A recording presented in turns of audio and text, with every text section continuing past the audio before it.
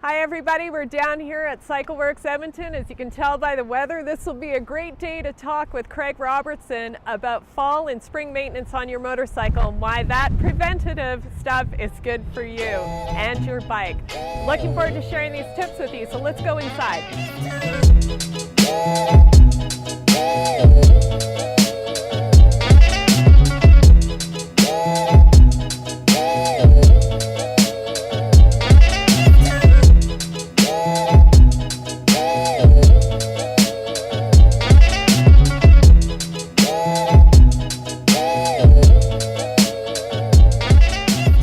We're down here at CycleWorks, and Jay is one of our superior salesmen down here.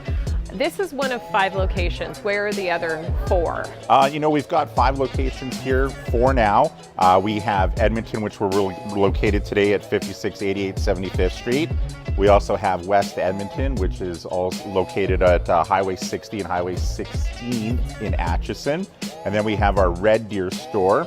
And then we have our Calgary store and our Okotoks store. So there's a lot going on for CycleWorks. Can we expect the same type of lineup and products in each of these stores? We're very lucky that we have a vast array of products. Our main line is Polaris, and that's found at 4 of our stores. Calgary, Okotoks, our West End location, and here in Edmonton. And then every other dealership, those locations have varying products. For example, here in Edmonton, we carry KTM and Husqvarna. In our West End, we carry Suzuki and Slingshot. Perfect. Now, CycleWorks was one of our very first corporate members with the Alberta Motorcycle Safety Society. Why do you feel it's important that we're partnered up for safer roads?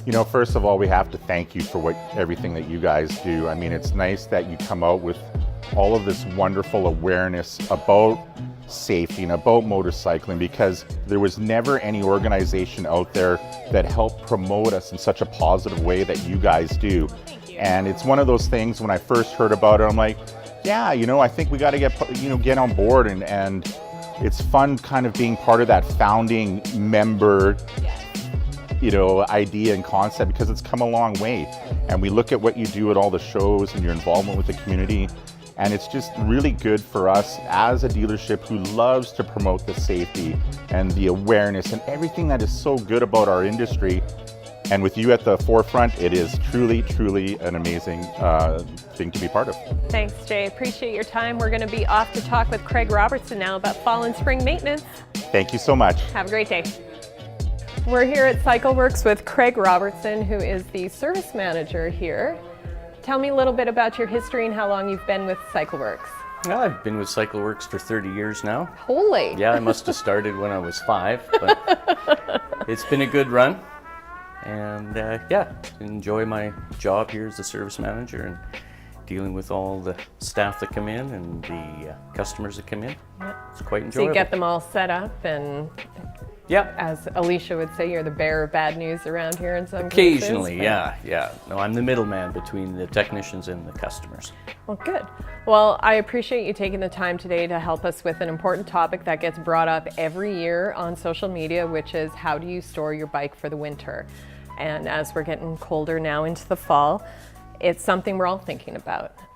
First of all, I think we need to make mention that the pavement at this time of year is cooling off pretty good with our sometimes overnight minus temperatures. Can you explain the importance of how your tires aren't so grippy at this time of year, just so people have that knowledge? Yeah, certainly the motorcycle tires are not winter rated by any stretch No of the snowflakes? imagination. No. And you do have to take extreme caution in the wintertime, or getting close to the wintertime, fall time, when temperatures can dip below 0. And certainly you don't want to be out early in the morning coming to my place for an appointment, or you'll be here for more than just storage preparation. There'll be some accident damages that we'll be taking care of. And it would be the same in the spring when we get going again. We just have to be aware of those road conditions. Absolutely. I mean, if the weather does drop below 0, there's going to be some shady areas that's not getting the morning sun, and those areas are going to still have some frost on the road. And then on top of that, the obvious ones of you never know if there's that thin layer of ice under that water, or the leaves on the road. The leaves are all falling right now. That can cause some slippy, and traction's kind of important on a motorcycle. Yeah, manhole covers, I experienced that myself. You get a lot of frost coming up, Yeah. and those can be extremely slippy if you're not cautious. Yeah, I didn't even think of that one. I'm always used to saying that pedestrian walk paint. Those are slippy too, yeah. But so let's talk about actually putting our bikes away now. So we'll start with gas or fuel. There's a lot of talk about, gas can go bad if it sits for too long. And there's a product that's a stabilizer that can help prevent that from happening over the winter months. Yeah. Ethanol blended fuels is the main culprit there. It likes to attract moisture. Right. And if it's not treated before you store it, you could very well get enough moisture in your carburetors or in your fuel system to create some damages. Okay. It's all about preventative maintenance. Right. Yeah. Bike was running great in the fall when you put it away. Come springtime, the sun's out, you want to go riding, Yeah. and the bike doesn't start. Then you phone me and we're 3 months behind at times, and that's not what you want to hear when you want to go ride. So all these tips we're going to do today are going to help avoid having to come in and, Yep. try and get snuck in somewhere to get riding. So Prevention, that's what it's all about, prevention. So how much fuel stabilizer should you be using in your tank? I'm sure every manufacturer has their own ratio that you want to follow, so follow the guidelines that the manufacturer sets forth. It'll be on the packaging, and the key there is to add it. Now you can continue to run fuel treatment throughout the season. Right. Yeah, there's no ill effect from running fuel treatment the whole year. So basically you would put some fuel, what I do with mine is I'll put some fuel stabilizer into my bike, ride over to the gas station, fill up my bike, ride back, and about that time should be enough time for it to make its way through the whole system. Yeah, there's some new product out there that is actually scented. So, Nice. Yeah, when you run it through and you get it through your entire fuel system, you will smell it coming out the exhaust. Nice Flavors? strawberry and peppermint. Yeah. Peppermint, oh, So everybody that knows way I you love know peppermint. the entire fuel system has been treated. Excellent. Now, is there a difference between an EFI and a carbed motorcycle and how you treat that specifically? Not really. You can line up 10 mechanics, they'll give you their own version of Yeah. what they think is correct. The main thing is that you add the fuel storage stabilizer, run it through the entire system, and I recommend filling up the fuel tank all the way to prevent corrosion and condensation buildup within the tank.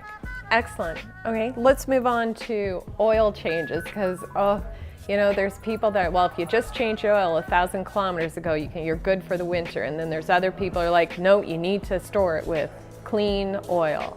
What's your take? Used engine oil does have corrosive properties, and that should be drained out of the engine prior to storage, and you will be fine come spring. Now, this is where line up 10 mechanics and they'll give you a different version. Ideally, your owner's manual will tell you to replace your oil every 3,000 to 5,000 kilometers or every 6 months, whichever comes first. Right. Now they're trying to blanket all geographical areas that have high humidity and things like that. We're in Edmonton, a little drier here. Yeah. I would change the oil prior to storage, and you'll be fine come spring. Okay, and what if you had literally just changed it 3 weeks ago and haven't really ridden much? Do you think that's still clean enough to leave it for the winter? I would leave it, yeah. Okay. Those are kind of where people get some misinformation. I mean, if you only have a couple hundred kilometers on that new oil change, it's probably fine. If it's going to keep you awake at night, change the oil. Yeah. Doesn't keep me awake at night. No. There's a lot of things I should do better. Changing your oil. Last year I was graced at my house with the presence of a good friend of mine who taught me how to change my own oil on both of my motorcycles. Pretty easy to do, right? Not bad at all. Follow the service manual. It'll lead you right through it. That's what we would use if we were working on an unfamiliar motorcycle. Yeah. The key is torque values. And that's for putting the filter back on. Yes, the filter is, again, when you read through some manuals, they'll tell you hand tight and then additional quarter turn. Yeah. Some manuals do have a torque value, in which case then you'll have to purchase an oil filter socket. Right. And the main thing is the drain plug on the engine Yeah. is typically going into an aluminum case, and you have to follow torque values religiously, or you will strip out the drain plug. Then you'll be paying me a visit and spending some more money Maybe that you didn't have dumping some oil all over the street. Invest in a torque wrench instead of me putting a helicoil drain plug in. Right. That's probably a good thing to do, but it is something that, you know, people can learn to do for maintenance on their own as they learn more about their bike and grow. Yeah, it's not hard, but you're right. Like, I get nervous putting the filter on, and I still have somebody come over and just make sure it's right, because my dainty little hands don't tighten things hand tight already enough in the first place. Well, after you bring the bike up to full operating temperature, you're naturally going to check for any leaks, drain leaks, yeah, and leaks around the oil filter. Perfect. Yeah. And then the next topic on winter storage is batteries. Batteries. So do we leave them in? Do we take them out? I mean, I've done both. Mm-hmm. I have a non-heated garage with a concrete floor. I've resorted to tenders on both my bikes. Is that something that is okay to do? I'm a big believer in battery tenders. They range from start at $60 and go up. A battery nowadays will cost you $100 and up. Yeah. So your money is better spent on a battery tender. And they've got quite an array of tenders. If you don't have access to a 110 outlet to plug in your tender, they've got solar powered ones, which work well. Interesting. Yeah. So basically what a tender will do is just keep your battery charged, but once it's charged, it will stop running until it hits a certain level to recharge it again. Correct, yeah. It keeps it at its maximum voltage. Mm-hmm. And it doesn't continuously run. It will pick up the signal that the voltage has dropped down to the point where it needs recharged, automatically come on, bring it up to full charge again, and then automatically shut off. Now, I took the easy route and I plugged it in. I have a plug-in for my battery tender, which also works for my heated vest because I'm wimpy. Yeah. So that's an easy way, and it will come with like 2 types of adapters, or mine both did, where I can either, you know, go in and manually hook it to the battery or get it hooked into that plug-in. Yeah, they got the male and female connectors, and they work great. They can be tucked in under a side panel or under the seat, out of view until you know that I got to plug it in and charge up the battery. Perfect. Yeah. Now, if you were taking it out, I wouldn't leave it in a cold garage, correct? No, they recommend in a cool, dry spot. Right. And, so a basement? Basement is fine. Put it on a block of wood, take it off the cement. Right. Yeah. Okay. Anything else regarding batteries? Like, does a heated, non-heated garage play a role in the decisions you make? Certainly it can, and if it's extreme cold, you're best to remove the battery completely. And if you're in a climate-controlled garage, I wouldn't worry about it quite so much. You can leave it in the bike, and the biggest advice I can give in regards to batteries is the polarity of the batteries and proper connections.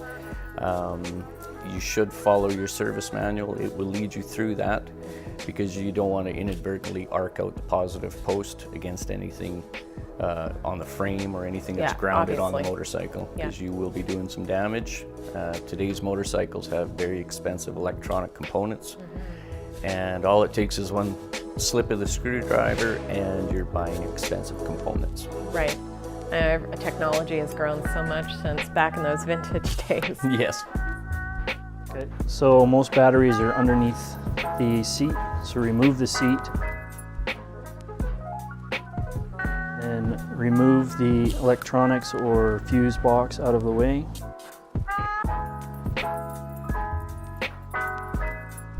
Then you're going to remove the ground cable.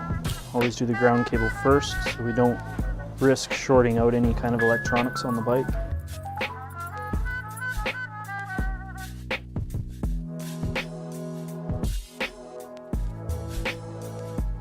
Remove the positive cable.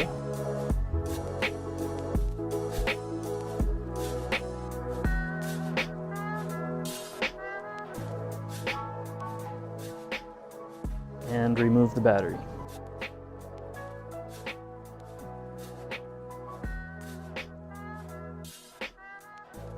talked about, making sure your battery's not sitting on a concrete floor. Now, what about the bike itself? There's this conversation around, leaving tires on a concrete floor for the winter will flatten them out, and perhaps a lift or a carpet or... Yeah, you can do quite a wild array of suspending the bike up using a bike lift, which would be ideal. Takes the weight off your suspension and the tires. You should periodically check your tire pressure throughout the course of storage. And yeah, the best really is to take it off the ground. I think the best would be to take it in your house. Into the kitchen, yeah, that would be nice. Move the dining room table out of the way. Put the dining room table in the garage. Absolutely. It's a good place for it. Now, what about covering the bike to protect it from, the winter grunge and dust and stuff that's around? There's nice anti-corrosion sprays that you can utilize now. Spray down the entire bike, and it's safe to go on rubber and paint. There's a lot of advancement in technologies for corrosion protection. That's the key. If the best thing is to polish your bike and clean it prior to storage. If it's in a dusty environment, last thing you need is to be throwing a blanket on and off it and scratching paint surfaces and stuff like that. Right. But cleaning it before storage will also add to the preventative maintenance that could happen through winter storage. Yeah, polish it all up, and that'll prevent any surface corrosion from occurring. You really want to focus on chrome components, and make sure that ounce of prevention is going to survive throughout the winter. Last thing you want to do is take your tarp or your blankets off come spring and see your bike looking 10 years older than when you parked it. Oh yeah, no, that would be good. No, not good at all. I have a hard enough time just cleaning my bikes. So winter maintenance is important to prevent issues that could happen come springtime that can make your bike unsafe. Absolutely, and I mean, the main thing is you've only got 2 wheels out there. You want to be safe at all times. Tires should be inspected.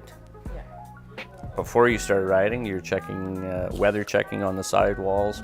If your tires are older than 10 years old, you should be replacing them. I would hope that you were putting on enough miles to replace them before 10 years That's old. the ideal, but not always the case. Yeah. So our spring wake up checklist. Then we check the tire pressure because I know mine go down during the winter, and that's the first thing I do. And having even just a small air compressor handy in your garage, they're not that expensive. That's a great way to make sure you can get your tires filled up with air so you don't have to chance riding over to a gas station. The number of motorcycles that come into our shop in the springtime with 10 and 12 pounds of tire pressure is alarming.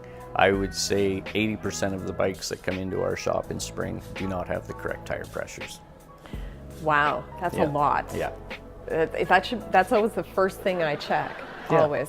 And then hooking up your battery again, if you had taken it out again, just be very careful about touching other areas of the bike and blowing it up. Yeah, there is a proper sequence of which cables you hook up first. Right. And I won't get into it right now, but certainly your service manual will lead you through it. If you have any questions, you're best to call into the dealership and get some advice before you start hooking up connections. Which is kind of why a battery tender is maybe the better way to go, so you don't have to deal with that headache. Absolutely. But if you learn it once, I guess you've learned it for every year you have that bike. What about changing any other fluids out in the spring? I mean, if we're back to that, if you hadn't changed your oil, you certainly should now. Absolutely. And the big thing that people overlook is if you have a liquid cooled bike, the rating for your coolant. How strong is the coolant? Is it good enough to go out into cold storage? Coolant is a commonly overlooked maintenance item. Should be replaced every 2 years. Clutch fluids should be replaced every 2 years. Brake fluids every 2 years. Again, one of the more common neglected maintenance items. Right. Yeah. Yeah. You just reminded me of a bunch of stuff I need to do. If your clutch and brake fluid is looking brown or black, it definitely needs to be replaced. Okay. It should be a nice clear look. Right. Yeah. Okay. And then finally, there's chains and belts on pretty much every bike out there. So Is that something we should be checking and maybe lubing up front on the chain side of things just to make sure everything is properly tightened, functioning? Yep, proper adjustment to the drive chain is critical. They need to be lubricated, and I would focus on the inside of the chain where the chain and the sprocket are making contact. Right. And that will prevent premature chain wear, prevent corrosion from occurring. Chain deflection and adjustment is critical. If you set a chain too tight and you fully collapse your suspension, you are at risk of breaking your drive chain. Wow. And that can lead to catastrophic failure, Yeah. and potentially wiping out your bike. So. Yeah, thankfully I've never had any issues with my chain snapping apart, or I've never had a belt on a bike, but I know people whose belts have snapped in the middle of a highway ride, and I can't even imagine between that and tires blowing out. I mean, this is where all this preventative maintenance really comes into play to make sure everything is where it should be. Yep, absolutely.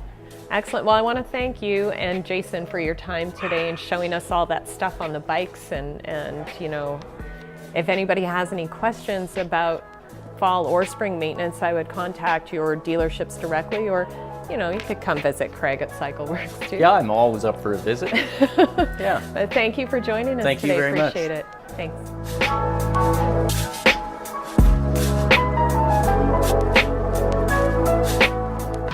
Thank you for watching. If you have a topic you would like addressed, please contact us through our website at www.ab-amss.org. Be sure to follow our social media and please share, because together we can do better for safer roads.